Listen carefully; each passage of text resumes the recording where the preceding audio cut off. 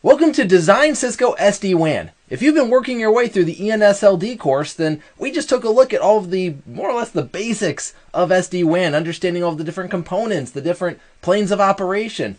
And now we're ready to talk about design. We had to learn first what it was, now we can learn how we do it. So in this video series, we're going to be taking a look at things like the overlay design, the control plane design, even the LAN design, what's happening downstream of the routers. Plus taking a look at security, very important, as well as QoS, multicast, and anytime we're doing network designs, we know we're going to have to talk about redundancy. So come along with me, we'll have a lot of fun exploring all the different things we have to consider when we're designing Cisco SD-WAN networks. And with that, I will see you in the next video. When we think about the control plane of operation in the SD-WAN space, typically we're thinking about the vSmart controller. But when Cisco lists on their blueprint to study control plane design, a lot of what they want us to understand is how exactly we would deploy the different controllers into an SD-WAN environment. So not just the vSmart, but also the vManage and the vBond. So in this video, we're going to explore all of the different ways that we can deploy these virtual appliances into our network. Let's dive in. A key point to remember when we're thinking about these controllers and how we'd want to deploy them is the fact that they are all virtual. All of these controllers are going to be deployed into a virtual space, which gives us a lot of different ways that we can think about installing them. For example, we could deploy them ourselves into our private and public clouds. So think about a private cloud, for example, that would be a data center, a virtualized environment. Or we could run our own public cloud space. Maybe we're going out to AWS or Microsoft Azure. Either way, we can look at managing it ourselves, deploying it ourselves, and configuring them all ourselves. Or if we don't want to necessarily do all of that ourselves, we could look at a managed service provider or an MSP. There are a lot of third-party MSPs out there that will do this for us. So when I say third-party, what I really mean is it's not us, and it's also not Cisco. And that's the third option, is when we think about the fact that Cisco is able to do this for us. And if you're thinking, well, wait a second, how is Cisco going to do this for us? Well, hang on, let's take a look at that. Because when we think about these options, we really have three different models for how we would want to deploy our different controllers. The first option we have would be what we call the public model. And this again is based on Cisco's offering for us. Cisco owns a space in Amazon Web Services or AWS, and in that space they are willing to deploy our controllers on our behalf. For example, they can spin up the vSmart controller, they could spin up the vManage for us, and they could spin up vBond. Furthermore, they can deploy this redundantly for us. They can actually spin up multiple controllers across different AWS regions for the sake of high availability in case one of those AWS regions were to go down. The advantage to all of this is that we don't have to think about it. Cisco's going to take care of all of the management for us. Cisco's going to handle all of the high availability for us. And Cisco's going to handle all of the scaling for us. So as our environment grows, they can deploy more controllers for us dynamically. Now these controllers are going to have private IP addresses assigned to them on the back end, but we are never going to see those private addresses because AWS is going to NAT those for us. In other words, on the other end, we're going to see the public IP addresses. This is important because when we have a device coming online, remember, we're going to connect it up to some kind of service provider. Maybe that service provider is the internet directly, and we're going to build tunnels across the internet. It might also be an MPLS provider, at which point we're going to hopefully get a DHCP IP address, and as part of that, maybe we'll get a default gateway. But either way, our best bet for getting to these controllers is if they have a public IP address, especially again in the situation where this is actually an internet circuit. Because at that point, the edge device can reach out directly to the vBond controller and get established with the other controllers and start to build its tunnels with the other edge devices. Now this sounds pretty great, and it really is, but there are two main problems with it. The first of which is that we're going to have to pay Cisco for this service because nothing comes free and Cisco has to pay their AWS bill, I suppose. And so we're going to be paying Cisco regularly for them to manage this environment. Now the other problem we might have is that our organization might have strict data governance policies about where we can store our information. Or just generally, we might have strict security policies around our network, making sure that it stays locked down. And in either one of these scenarios, whether it's the money or whether it's the data governance policies, etc., we have the ability to deploy this as a private model. Now in the private model, we are simply taking responsibility for deploying these controllers. And as mentioned earlier, we have three primary ways we can do this. We can deploy this into a private cloud, which in most cases is a private data center. We could deploy it into our own public cloud space, or we could deploy it using a managed service provider or an MSP. And usually we're going to want to deploy these into two separate locations in the same way that Cisco deployed our controllers into two different AWS regions for high availability. And we're going to want to take a page out of their playbook here. So for example, let's say we have deployed our primary controllers into our private data center. One option we do have is if we have a backup data center, maybe we have 2 private locations, and we could deploy it that way redundantly. So if the primary data center goes down, we still have our backup data center up. Alternatively, if we wanted to, we could deploy one into a primary data center and the redundant instances into the public cloud space. Or maybe we start with the public cloud space and we use an MSP for our backups. So we have a lot of different options here. Now, if we're going to deploy these appliances into our private space, that would be our data centers, our virtualized environments, then we do need to understand that Cisco will only support this on VMware ESXi and KVM, kernel virtual machine. You may notice that there is one key hypervisor missing, and that would be Hyper-V by Microsoft. That is not supported as of the time of this video, but here's hoping that in the near future, Cisco does indeed support their controllers on Hyper-V's platform. Now, just like before, we have to think about the fact that our edge devices are connecting to a service provider of some kind, whether that's the internet or an MPLS provider, but we need to be able to access these controllers, and these controllers are best accessed when they have public IP addresses. However, we can hit a snag here, and that's that our service provider, maybe we have an MPLS service provider here, they might reject our attempts to advertise public IP addresses into their space. And as a result, we might have problems where the routes try to take our devices out to the internet. We really need them to go back to our private data centers, for example. When that's the case, we're going to have to take advantage of private IP addresses. And so that would be our third deployment options, what we call a hybrid deployment, which really is the same as the private deployment. However, we're going to have to use private IP addresses in order to make this work. At this point, we have our private controllers. We're spinning them up in our own data centers or maybe in a managed service provider space or wherever they are. And we're going to advertise the private IP addresses now into the service provider network so that when our edge devices come online and connect up, that they're able to access where they're trying to go.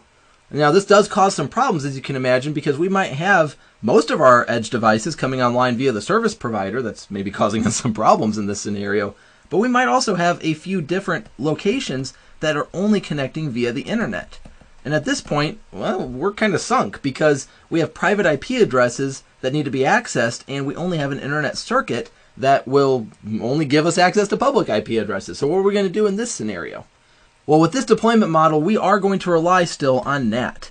All of the controllers in our environment will still need internet access, and we will need to NAT them out to the internet in order for this scenario over here to still work out. Now, we discussed in the last video series that the vBond controller is a little bit special. Not just because of NAT traversal, but also because this is the first point of contact for any edge device coming online. And so this vBond controller must have one-to-one NAT configured. In other words, it must have a public IP address completely dedicated to itself. Now, Cisco does recommend that the other controllers be one-to-one NAT, but that could consume a lot of public IP addresses in a scenario where we might not have a whole lot of public IP addresses to go around. So Cisco does allow and does support for the vManage and the vSmart to be behind traditional NAT, or traditional PAT, maybe I should say. But keep in mind, when we deploy this hybrid model where we're deploying private IP addresses to our controllers, that the vBond at a minimum must be one-to-one NAT. So as we've discussed, we have 3 primary models that we can use in order to deploy our controllers. First of all, we have the public model. The public model is simply relying on Cisco to do it. Life is pretty simple when we're using the Cisco deployment model. But at the same time, remember, that comes at a cost, and it might not satisfy our data governance and security policies. As such, we have the private deployment option. In the situation where we are doing it privately, all that really means is that we are taking responsibility for it. So we might be deploying it into our private data centers. We might be deploying it into our public cloud space. We might rely on a managed service provider in order to give us those controllers. But lastly, we do have that hybrid model as well. Keep in mind that the hybrid model is primarily if we have to, for whatever reason, we have to deploy private IP addresses to the controllers.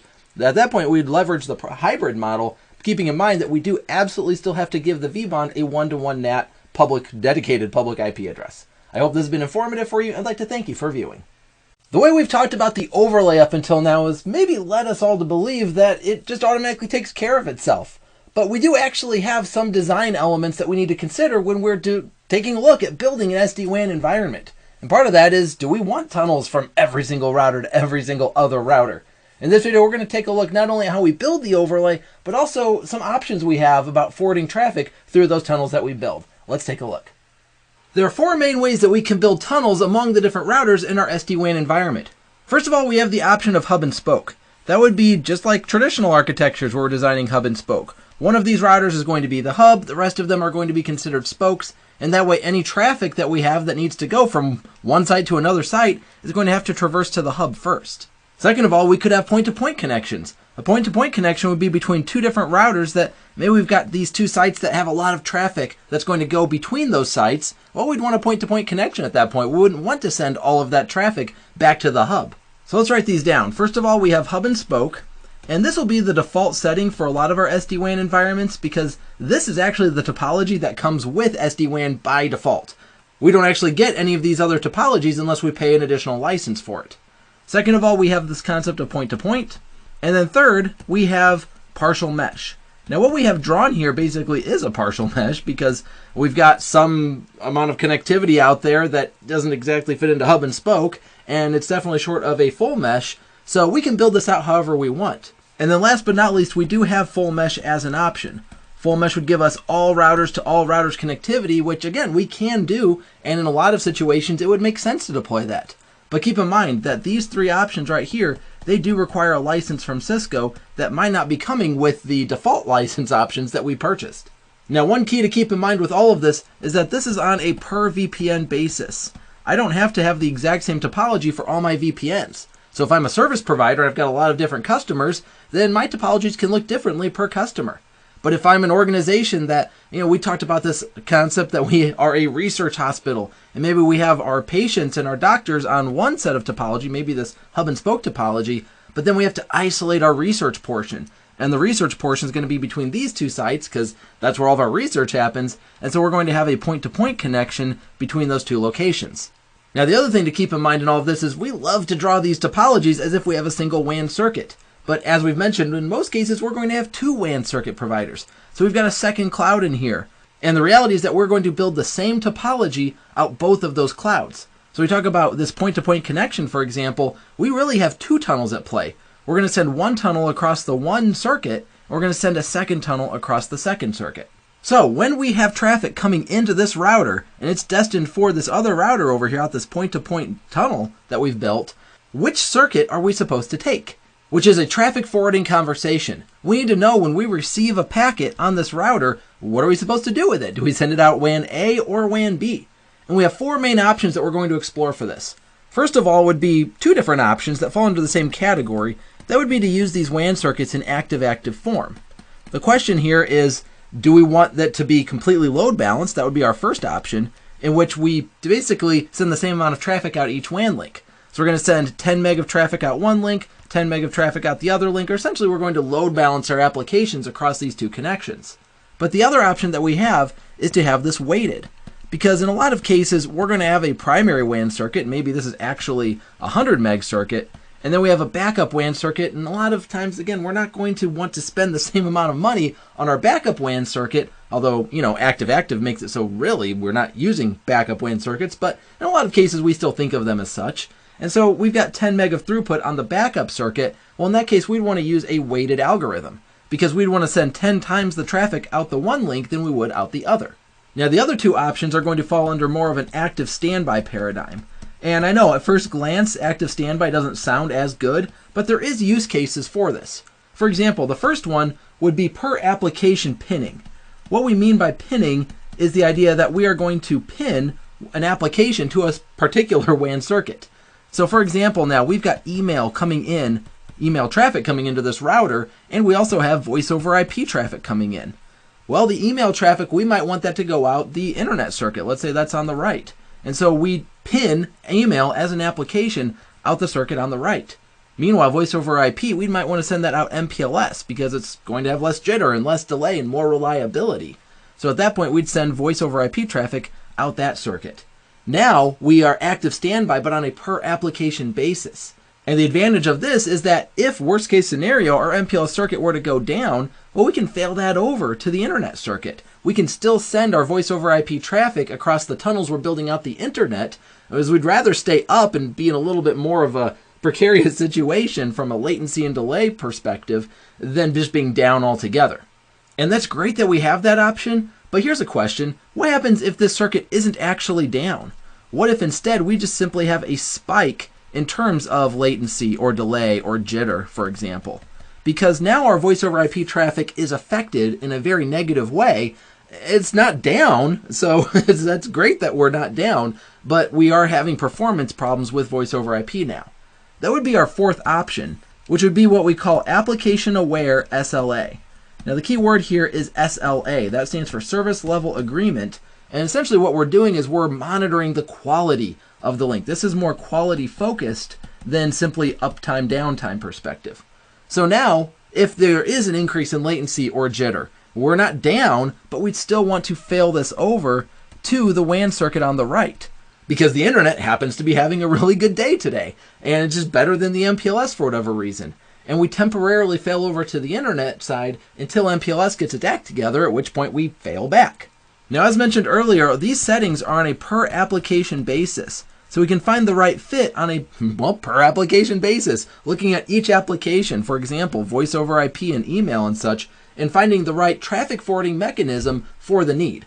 Now, there may be a question on your mind, which is, okay, Jeff, that's great. So a packet just showed up on my router. How does it know whether it's a voice over IP packet or an email packet? And there are two primary mechanisms for this. The first of which is preferred, is what Cisco calls Deep Packet Inspection, or DPI. DPI is going to run on these routers and be able to identify thousands of different applications by doing what we call Deep Packet Inspection. It means that we're looking down into the deeper layers of the packet. So usually this is layer 4 through layer 7 analysis to try to figure out what that packet is.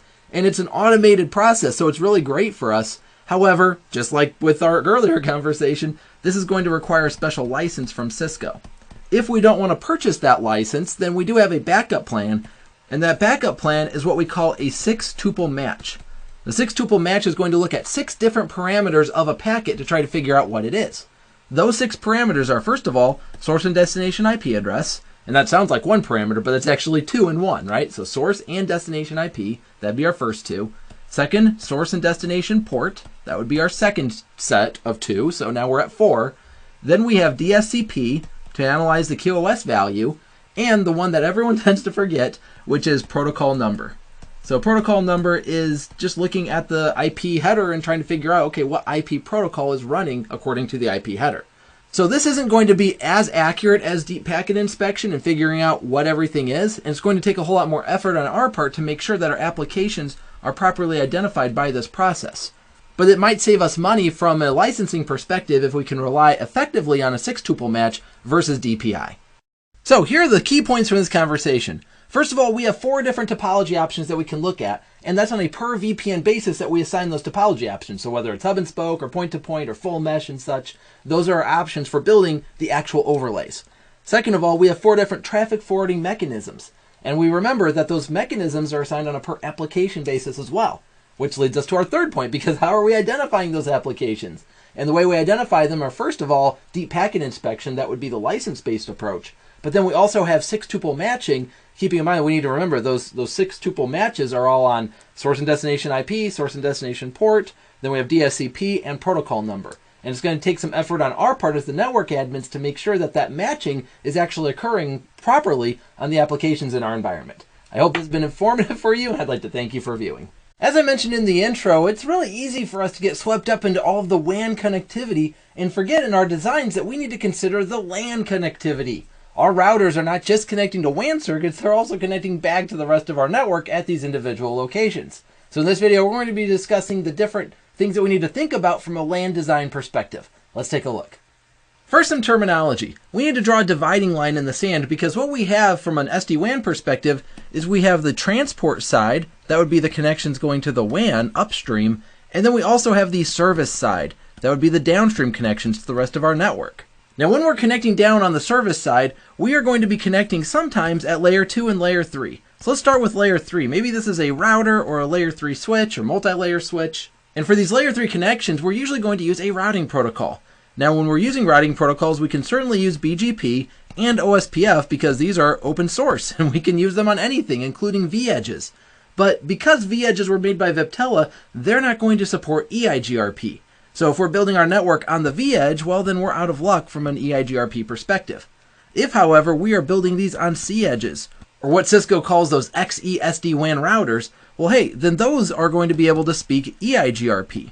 And so at that point, we can run pretty much whatever protocol we want, as long as it's one of those three protocols.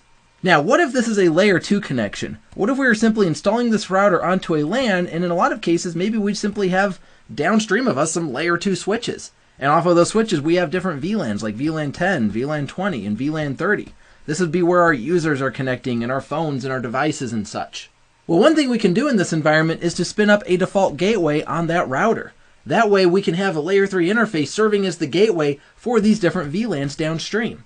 And furthermore, if we have a second router at this location, and it's also connecting upstream to the different WAN circuits and attached on this layer 2 segment, well, at that point we'd want to run redundant default gateways. If we're going to run a redundant default gateway, then we need a first hop redundancy protocol, or FHRP. Now in the Cisco world, we love to run HSRP in these situations. However, again, think about the fact that this came from Viptela. And so as of the time of this video, we don't actually support HSRP in Cisco SD-WAN, even on C-Edge devices. However, we can always run VRRP. VRRP, or the Virtual Router Redundancy Protocol, is the standards-based version of HSRP, and so it's really functionally going to give us exactly what we need anyways. However, one big caveat here, we've mentioned this earlier on in the ENSLD playlist or course, is the fact that we cannot run a C-Edge and a V-Edge at the same location. And part of the reason for that is because the V-Edge's implementation of VRRP is a little bit outside of the standard or outside of the spec. And as such, the way the Cisco devices run VRRP is different than the way V-Edges run. And so that's why if we're going to run V-Edges in our environment, then hey, we can intermix V-Edges and C-Edge all day long as they are at different locations. But if they're at the same location, that's going to cause us problems. So if we install a C-Edge on the left, then we need a C-Edge on the right as well. Now, when we're bringing interfaces into our routers on the service side, whether it's a layer 3 interface or a layer 2 interface, we are going to need to place these interfaces into virtual private networks, or VPNs.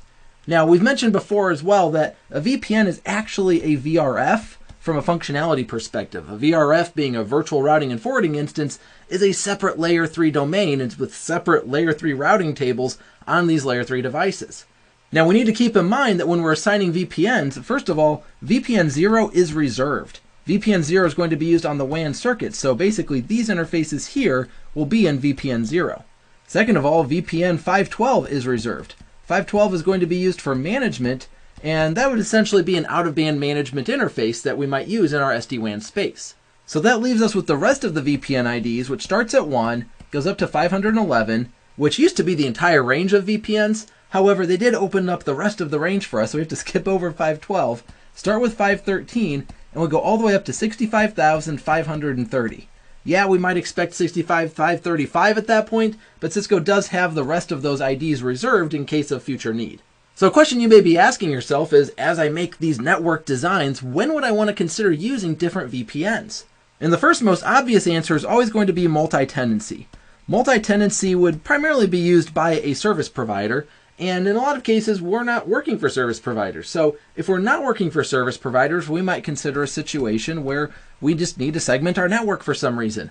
We've given examples in the past about research and development maybe being on its own network segmentation. So that's an option as well.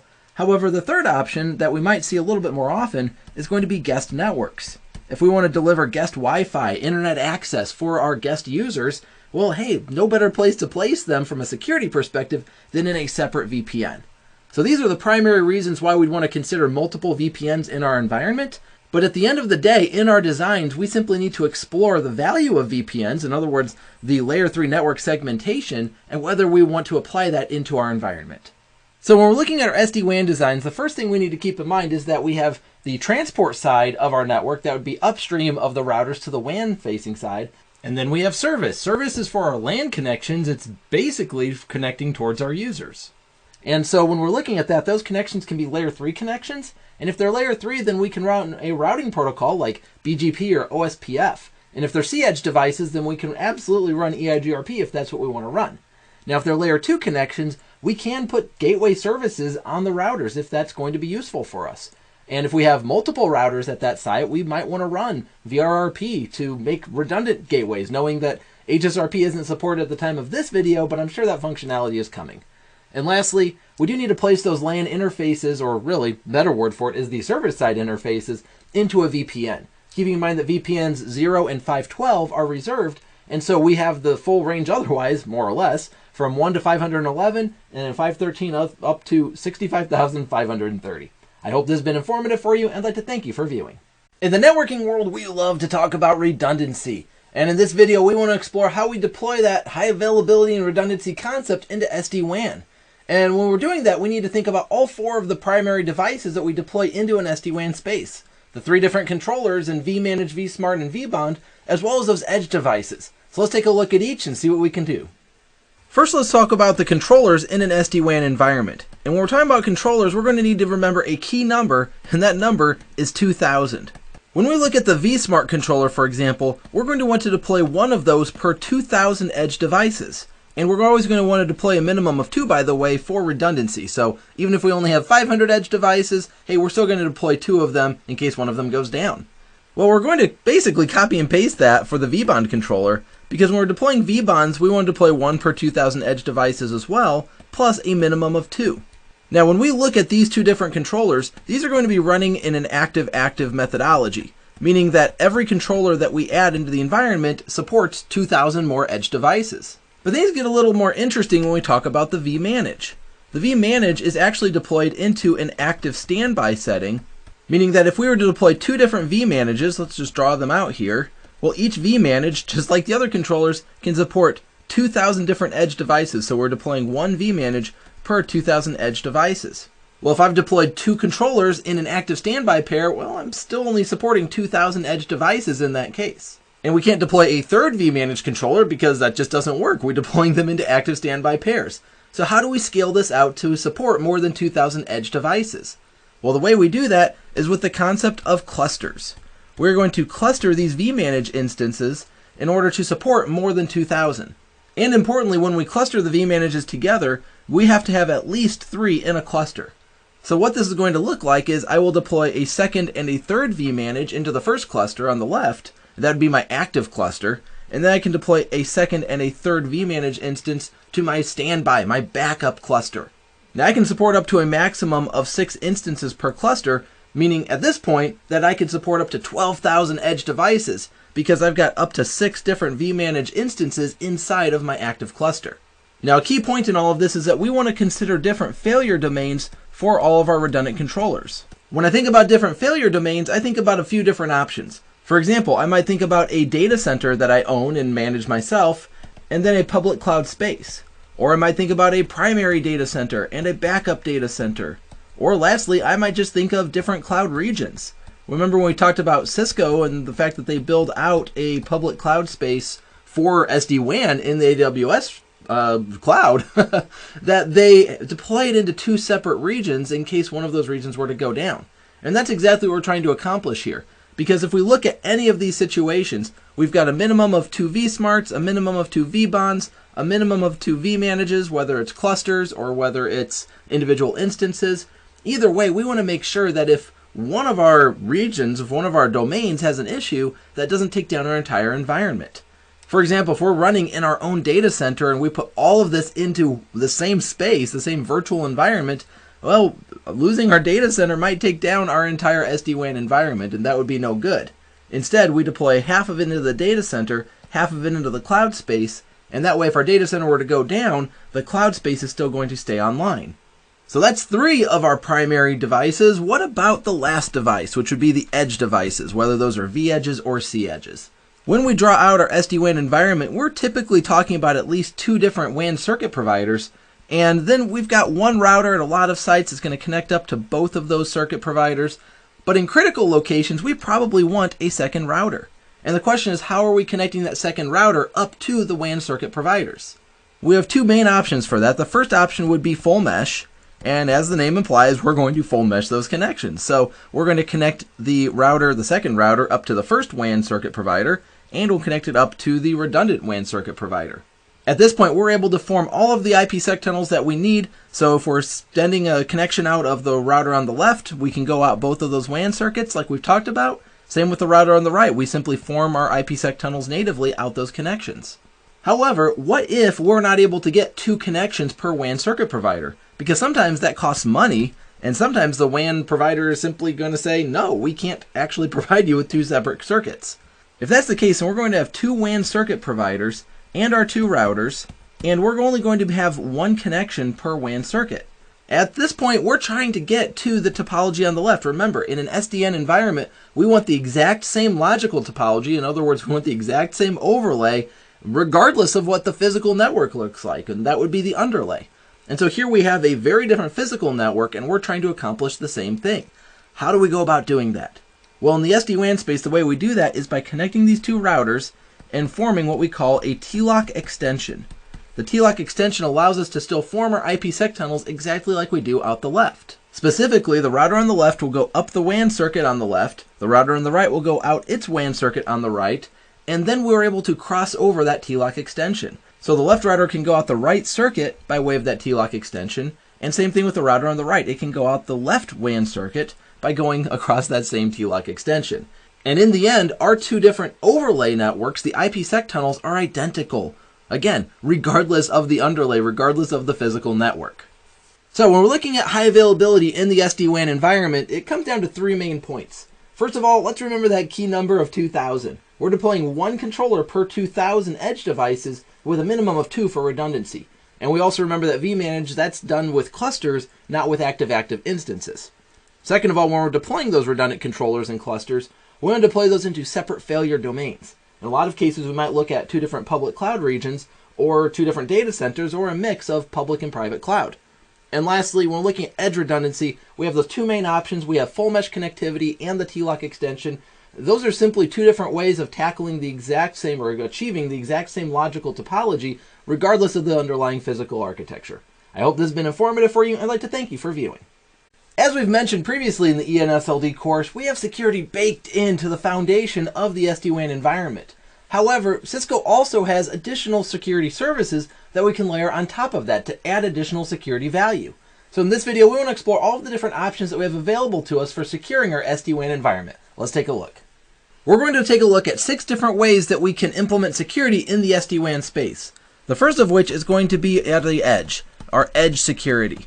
Now, when it comes to our edge security, a lot of this is, again, foundational to the way SD-WAN behaves.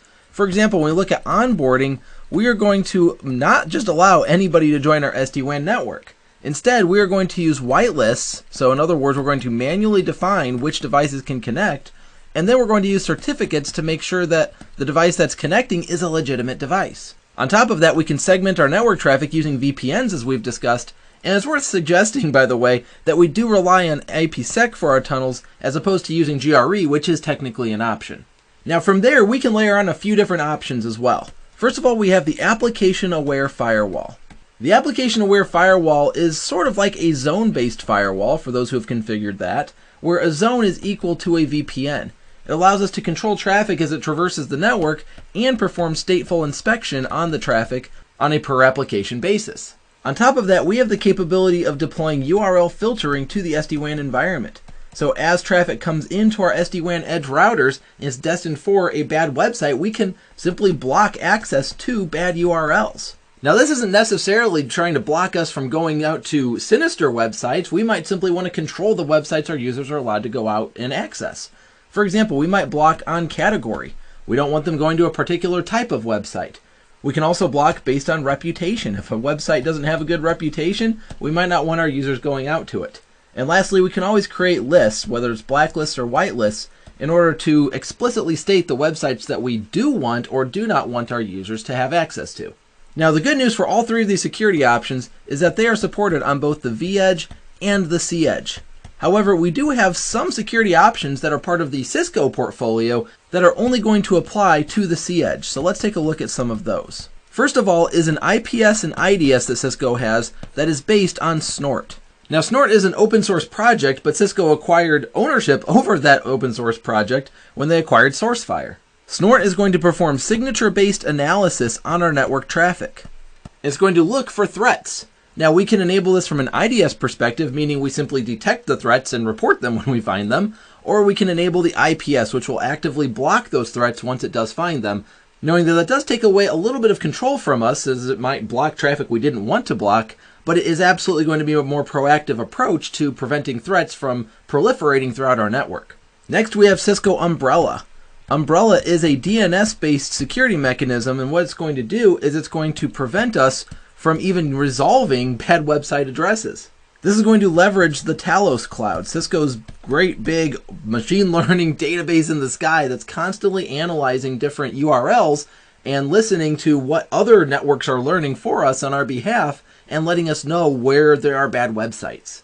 While this can just be an advanced form of URL filtering like we talked about, for example, it might want to stop us from going to badguy.com, probably not literally badguy.com, but a bad guy's website that has a bad reputation. This can also prevent malware from triggering, because malware has a tendency to wait for instructions from its headquarters. And so if Cisco understands that, hey, this malware is going to try to reach out to a particular URL, and then that will activate the malware at some point in time, well, when the malware tries to resolve the URL's address, Cisco is able to block that request, and so that malware will never trigger. So that's great. It can absolutely help us with that, but when we think about malware, it can be pretty sophisticated. And usually what we're going to want is some kind of malware protection on our network. And Cisco has just the solution for us. In fact, they call it the Advanced Malware Protection Suite, or AMP. AMP is going to actively scan files on our network, and it can scan them in two different ways. It can scan them on endpoints themselves, meaning our end hosts, our PCs and such. We can install a software package onto that, and that would be called AMP for Endpoints. However, we can also scan files as they traverse the network, and that would be a product that we aptly call AMP for Networks. AMP for Networks is exactly what we're going to deploy into our SD-WAN space because it'll allow us to scan those files as they traverse our edge devices. Keeping in mind, by the way, that AMP is best deployed on both of these at once for the best security protection. Now, this is definitely a flyover conversation of 6 different security options that we have available to us. Every one of these could be an entire conversation topic in itself. In fact, as part of the ENSLD exam, that would be Cisco's SD-WAN Encore related exam, we go into a lot of detail about each one of these. So be sure to go check that video out, or that skill out, if you want to know more about any one of these options. For now, let's just think about it from an ENSLD perspective, from a design perspective. First of all, we have some baked-in security options. We've talked about onboarding security and IPsec tunnels, for example. But then we also have some options for layering on security, like URL filtering and Cisco Umbrella. And it is important that we remember that some of these options are only available on C-Edge devices. So if we have a mixed environment of V-edges and C-edges, then that's going to cause us some problems. We might need to upgrade our V-edges to C-edges in order to deploy a security methodology that we want to deploy. But at the same time, these days we're primarily deploying C-edges, so for a lot of our networks this isn't going to be a huge concern, but it is something we'll need to keep in mind when we're doing our network designs. I hope this has been informative for you, and I'd like to thank you for viewing. Multicast is one of my favorite conversations. It's always interesting to see how these new software-defined infrastructures handle multicast. Because, as we might guess, if we're going to send multicast traffic across the SD-WAN, well, we might be sending our traffic across the internet. And if that's the case, the internet doesn't natively support multicast, so how are we going to handle that? In this video, we're going to look at how exactly Cisco SD-WAN handles multicast, and how we get around that scenario of dealing with an underlay that doesn't natively support it. Let's take a look. First of all, we need to understand that there is a difference between the V-edge and the C-edge when it comes to multicast. Regarding the V-edge, we are only going to be able to support PIM sparse mode as well as IGMP version 2. Now, something key that's missing here, as you might have already noticed, is PIM source-specific multicast, or SSM, and IGMP version 3, which is typically what goes along with SSM. And we'll get to that in a moment. But as far as the V-edge is concerned, the other limitation is that we cannot serve as a rendezvous point. So we can participate in the PIM-SM network, but we cannot actually serve as the rendezvous point ourselves. However, a lot of these problems are solved with these C-edges. So if we're using C-edges, in other words, those XE SD-WAN routers, as Cisco calls them, we can not only support PIM source-specific multicast, but also IGMP version 3, which is good because IGMP version 3 is required for PIM SSM.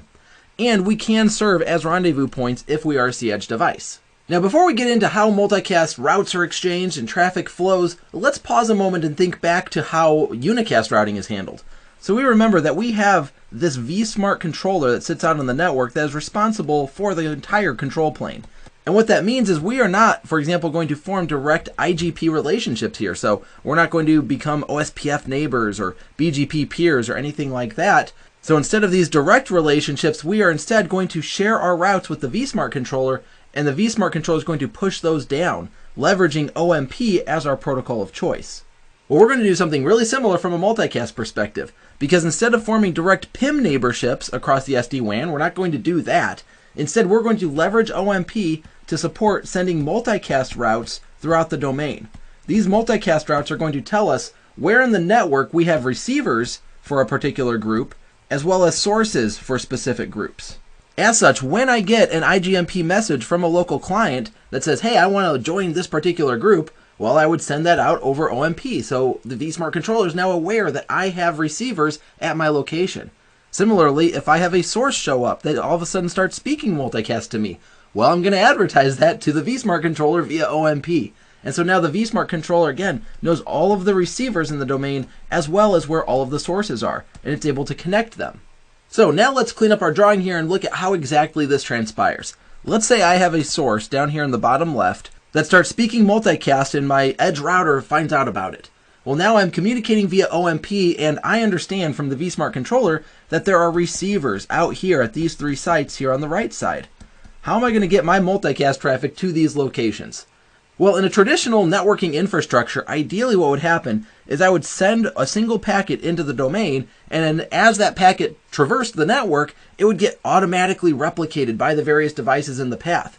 So at some point, a different packet is going to show up on each one of those interfaces, successfully doing exactly what multicast was designed to accomplish. But the problem with this methodology is that the underlay is probably not enabled for multicast. I talked about this in the intro, right? That if we're traversing this across the internet, then of course that's not going to support multicast. But a lot of our WAN providers also are not going to want to support native multicast for us. Well, the only way that we can make this work via a unicast methodology is by replicating the traffic ourselves. As such, because I have 3 receivers, I'm going to have to send 3 different packets into the underlay, and those 3 packets will be sent via unicast to the particular locations. Now, this doesn't sound too bad at first because we only have 3 receivers, but imagine if we had 100 receivers or 1,000 or 5,000 different locations all needing this multicast traffic. I'm going to have to replicate at the source all of those different packets. It's up to me in order to make that happen. Now, unfortunately, this is just our reality. There's no real way around this, but here's the problem.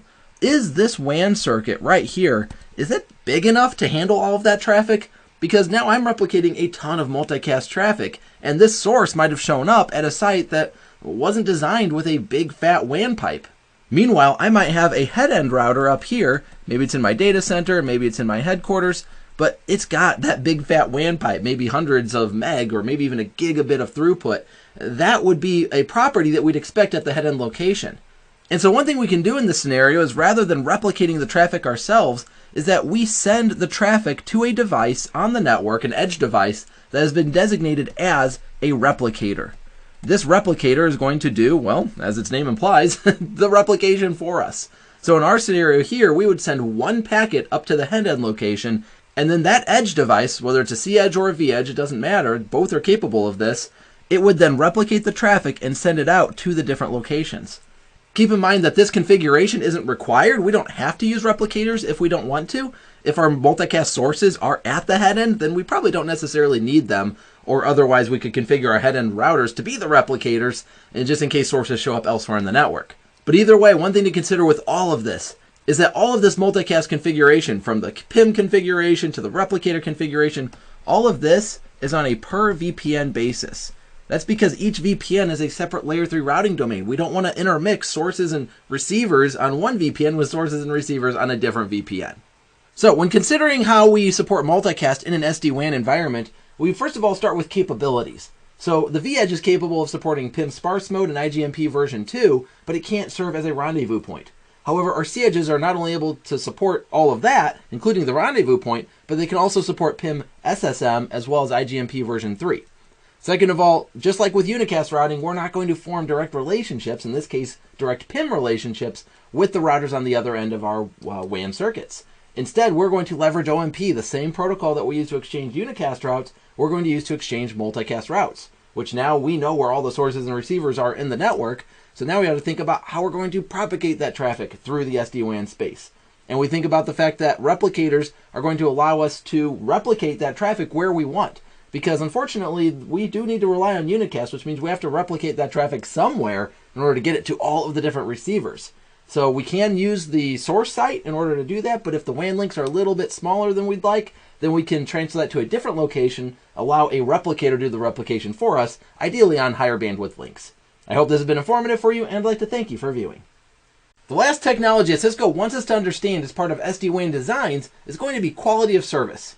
Now, if you're working your way through the ENSLD course, and we're about to dive deep into QoS, because QoS goes well beyond SD-WAN, it's a very fundamental concept within the world of networking and network designs.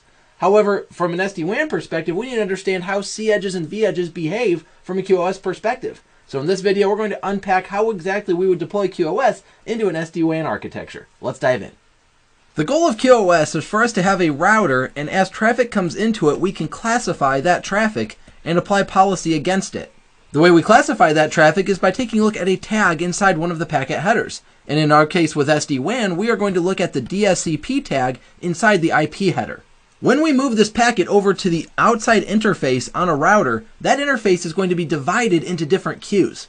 On both C edges and V edges, we are going to have 8 different queues available to us on each interface. So it's nice that we don't have to keep track of the difference between the routers. In this scenario, from a QoS perspective, C edges and V edges behave the same. Now those 8 queues are numbered from 0 down to 7. And queue number 0 is going to be what we call the low latency queue. The low latency queue, or LLQ, is sort of like a priority queue, and I'm putting this in quotes, because it's not quite exactly a priority queue. A strict priority queue says that as traffic comes in to this queue, that it has to be serviced and sent out before any of the other queues are serviced. This means if we send a ton of traffic out a priority queue, then the rest of the queues actually get starved. And that's not a great scenario, which is why we use low latency queuing instead. Low latency queuing tells us that we can reserve a particular amount of bandwidth, and that bandwidth is going to be the maximum amount of traffic that can be serviced out the low latency queue before we then force ourselves to service the rest of the queues. Now typically we're not going to put a heavy amount of traffic out the low latency queue. In fact, we tend to reserve the LLQ for voice over IP traffic as well as network control traffic. So for example, routing protocols, OMP messages would use the LLQ, for example. As for the rest of the queues, well, we can put whatever traffic in those queues that we want. So the way this works is as a packet comes into the router, we're going to take a look at its DSCP tag. From there, we're going to assign that packet into one of the different queues depending on what that tag is. By default, we are going to assign all of the tags, regardless of what it is, to queue number 2. But we can change that in vManage to say, you know what, I want DSCP value of 31 to go to queue 4 for whatever reason. So I get to choose as the network architect which DSCP values are assigned to which queues. Now when that router's interface is ready to send a packet, it's going to first of all check the LLQ, and it will always send a packet there if we can, if we haven't exceeded the bandwidth that we allow it to send on any given time interval. And from there we're going to use weighted round robin to service the rest of the queues. What that means is we're going to assign a particular bandwidth to those queues and service them in that particular fashion. So for example, we might assign for Q1 20% of the bandwidth. And Q2 we might assign 50% of the bandwidth. And Q3 we could assign 10% of the bandwidth. The queues will be serviced in such a way that they send packets out of the queues to match these particular percentages that we've assigned from a bandwidth perspective. Incidentally, by the way, bandwidth that goes unused, for example, if we're only using, let's say 5% of the traffic that's been assigned to queue number 1, well, we can take that rest of that 15% and share it across the rest of the queues. On top of everything else, what we have here, for example, I've just laid out that we have the low latency queue and 3 different queues that are in use. So that's 4 queues total. That's fine. We don't have to use all 8 queues. When we're designing which DSCP tags go to which interface queues, we don't have to use all 8. We can use whatever makes sense for our environment. Now, there are 2 more concepts in QoS that we need to understand that we can use in SD-WAN. The first of which is the concept of policing. The way policing works is that as we're sending traffic towards an interface, that interface is going to block us off once we hit a certain bandwidth amount of traffic that we've been sending it. This is typically used on ingress interfaces, and oftentimes we're going to see this used by the service providers. Because as we're sending our traffic to them, they might have given us let's say a contract that says we can send 15 meg of traffic to them at any given time. Well, once we exceed that, they're going to say, you know what, you've exceeded your quota, so we're just going to drop all of that traffic. But the other concept that tends to go alongside this conversation with policing is known as traffic shaping. Shaping is when we take, let's say, 20 meg of throughput and we tune it down to 15 meg. Now, there are 2 ways we can accomplish this. Ideally, the way we do it is we simply store this traffic in these queues and we service those queues in such a way that, over time averages out to 15 meg rather than 20. And ideally, we never even drop a single packet. I mean, that would be excellent. However, in a lot of cases, we're still going to end up dropping traffic because it's hard to hold back 5 meg of throughput, for example, in any given time interval in order to meet our SLA with the service provider. And as such, the second way that we can achieve this is by simply selecting which traffic to drop. This is why shaping is typically an egress concept where I'm going to send my traffic upstream to a service provider, and so I'm going to shape that traffic to prevent them from policing it. Because if they police it, then they get to choose which 5 meg of traffic gets dropped. It's ultimately going to be a random choice. They're simply going to chop off whatever exceeds their quota that they've given us. However, when we shape it, even if we have to drop traffic, we get to choose what traffic gets dropped. Now, speaking of dropped traffic, there is one other thing we need to learn, and that's this concept of congestion avoidance. The idea of congestion avoidance says that as I fill up these different queues, I'm going to get to a point where this interface is simply full. We can't fit any more packets onto this interface, and so we're going to have to drop something. Well, similar to the concept of policing, if I'm going to drop traffic, I really don't want to have to drop whatever shows up next, because the next packet that might come in that's going to get dropped because my interface is full, well, that could be a VoIP packet. It could be something mission critical that I do not want to have to drop.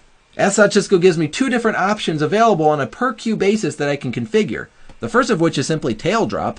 Tail drop is exactly what I just said, that I'm going to drop whatever shows up next at the end of the queue, and the tail end of the queue, that's where the name comes from.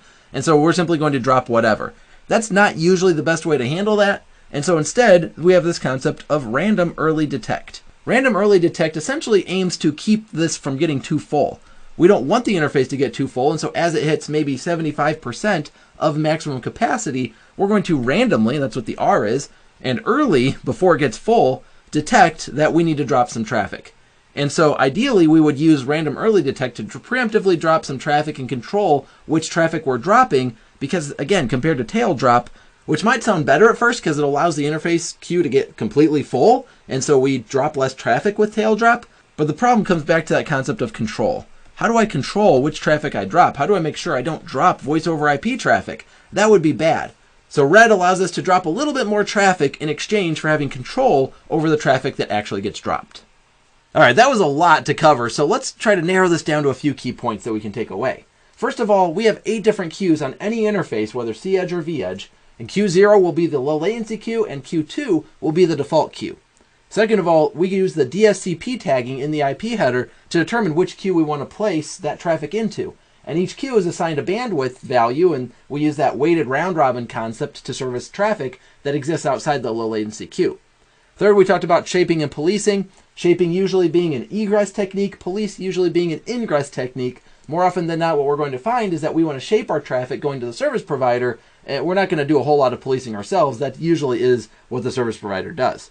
And lastly, from congestion avoidance perspective, as our interface queue is filling up and we don't have enough space to put traffic onto, we'd want to consider either tail drop or random early detect on a per queue basis, and we can configure that in vManage depending on which of those techniques we'd rather use. I hope this has been informative for you. I'd like to thank you for viewing. We are marching right along through the ENSLD course, so let's review what we've learned in this skill by taking a quiz. First up, out of 5 questions. An organization wants to be sure a certain application only uses WAN A and is never allowed to use WAN B even if WAN A were to go down. What traffic forwarding option should be used?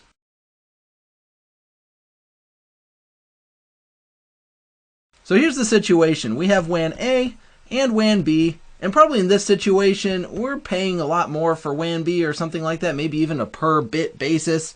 And so we've got 2 different WAN circuits. We want this application to come into this router, always get directed out A. And again, if A were to go down, we do not want to swing that application over. Again, there's a lot of reasons for this in the real world. For one, maybe we are paying per megabit, but the other option could be simply that this is very low bandwidth. And so in the event of A going down, we want our voice over IP traffic to go across, but a particular high bandwidth application, that might just interfere with our voice, and all we really care about at that point in a down scenario is our mission critical applications, like again, voice over IP. So a lot of reasons for this, but let's just walk through these different options. So first of all, A and B, active, just in general means that we're going to be using both of those circuits. So whether we're load balancing or whether it's a weighted load balance, either way, these aren't the options that we are looking for. So we're left with C and D. We have application pinning and application aware SLA. Well, the primary difference between C and D is that application pinning is going to pin an application to a specific WAN circuit, which is exactly what we're asking for in this question. Meanwhile, application aware SLA means that we are going to pin it temporarily to one of these WAN circuits, like WAN circuit A, but in the event that we violate an SLA, meaning that the latency or jitter or delay or something like that gets too bad, then we are going to swing that application over to the other WAN circuit, which is exactly not what we're looking for in this scenario, so D is also not our answer. So we go back to application pinning, it gets pinned to one WAN link, and then if that WAN link has issues, then the application has issues. And it just is what it is, but that's exactly what we're looking for in this scenario, so C is our answer. Question 2. Which VPNs are valid for assigning to service or LAN interfaces?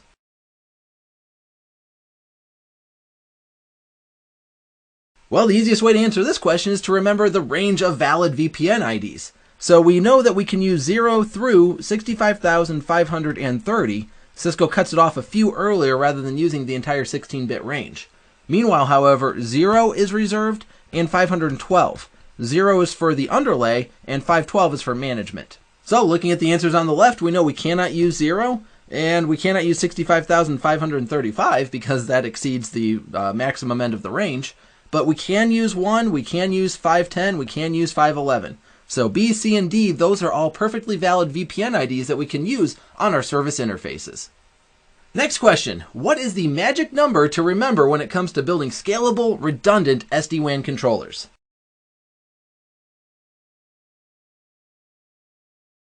Just to be clear, when we're saying magic number, this is nothing that Cisco would ask on an exam because this is simply an unofficial way of remembering how we go about scaling our controllers. And the magic number I want you all to remember is 2,000 because most of our controllers are going to be deployed for every 2,000 edge devices. So if we have 4,000 edge devices or less, then we would need 2 vSmart controllers and 2 vBonds, for example. Keeping in mind that as we scale out those vManages, that we have to have additional nodes inside of a cluster. We can't simply deploy 2 different vManages because vManages operate in active standby state. So if we want to scale out our vManages, we need to turn these into clusters. This is what we talked about earlier on in this skill. And so now we could have a cluster of, let's say, 3 vManages, and each one of these instances gives us that 2,000 number. So all that to say, if we can simply remember the number 2,000, then we'll be just fine when it comes to deploying out our scalable, redundant SD-WAN controllers. Question 4. What device in the SD-WAN performs replication of multicast traffic?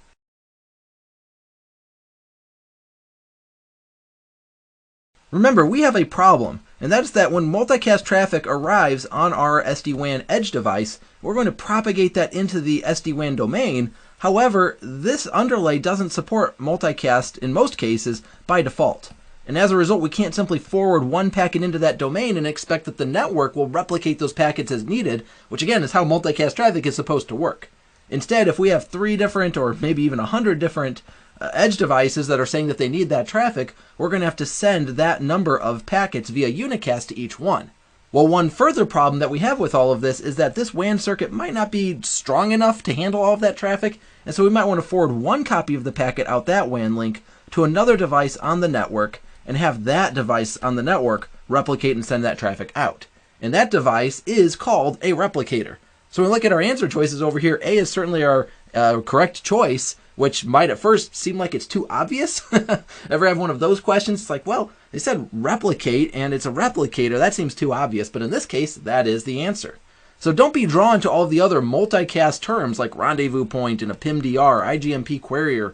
Those are real devices in a multicast domain, but those are all, so call it vanilla multicast. They don't have anything to do with SD-WAN. The SD-WAN replicator is going to get us the replication of traffic that we need. Last question. On a vEdge or cEdge output interface, what queue numbers are the low latency queue and default queue?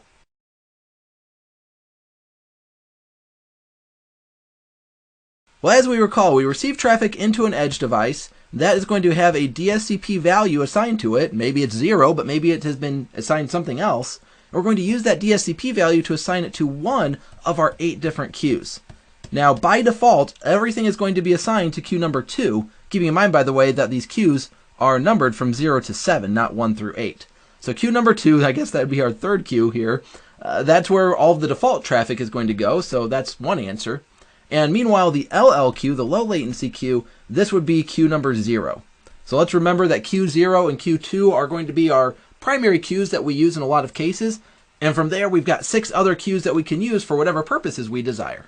Well, that wraps up this quiz. If you found yourself dry on any of this information, then be sure to go back and watch the appropriate videos in order to absorb that knowledge. Otherwise, congratulations on completing Design Cisco SD-WAN. I hope this has been informative for you. I'd like to thank you for viewing.